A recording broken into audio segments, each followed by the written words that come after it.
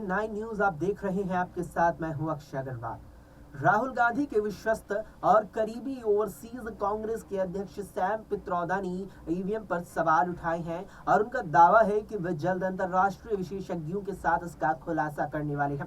दरअसल राजीव गांधी के मित्र और देश में सूचना क्रांति के जनक कहे जाने वाले सैम पित्रोदा और सत्यनारायण विश्वकर्मा यूपीए सरकार में भी ज्ञान आयोग के चेयरमैन रही हैं। उनका कहना है कि ईवीएम को अपने हिसाब से कंट्रोल किया जा सकता है, उसमें दखल संभव है। सैम पित्रोदा ने कहा कि भारत में समय आयोग की जा रही EVM machine stand alone machine नहीं है। ईवीएम मशीन के साथ जब वीवीपैट मशीन को जोड़ा गया था तभी से समस्या शुरू हुई। वीवीपैट एक अलग डिवाइस है जिसमें हार्डवेयर और सॉफ्टवेयर होता है। वीवीपैट को ईवीएम से जोड़ने के लिए एक स्पेशल कनेक्टर इस्तेमाल किया जाता है, इसे ASLU कहते हैं। ये ASLU बहुत से सवाल खड़े करता है। उन्होंने कहा कि SLU कनेक्टर ही वीवीपैट में ये दिखाता है कि किस बटन से बीजेपी को वोट मिला, किस बटन से कांग्रेस को और किस बटन से अन्य को।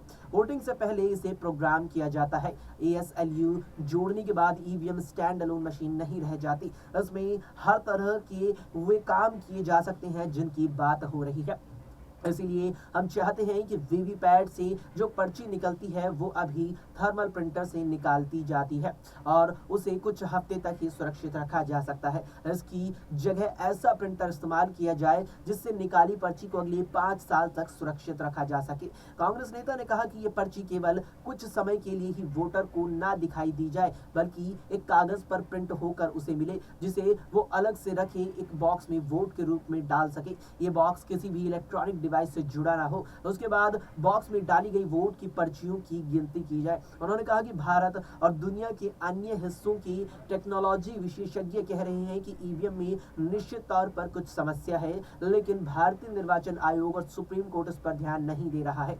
एक प्रोफेशनल होने के नाते मैं कह रहा हूं कि जरूरी नहीं है कि हेराफेरी की गई होगी, लेकिन मुझे पूरी आशंका है कि ईवीएम में हेराफेरी की जा सकती है। मैं इस बात को स्वीकार नहीं कर सकता कि ईवीएम में सब कुछ ठीक है। ईवीएम को लेकर विश्वास का संकट खड़ा हो गया है। सैम पित्रोदा ने कहा कि राजनीतिक दलों को ईवीएम के खिलाफ आंदोलन चलाना चाहिए, हस्ताक्षर अभियान चलाना चाहिए, जागरूकता अभियान चलाना चाहिए। जरूरत पड़ी तो नौजवानों को इसके खिलाफ सड़क पर उतरकर आंदोलन भी करना चाहिए।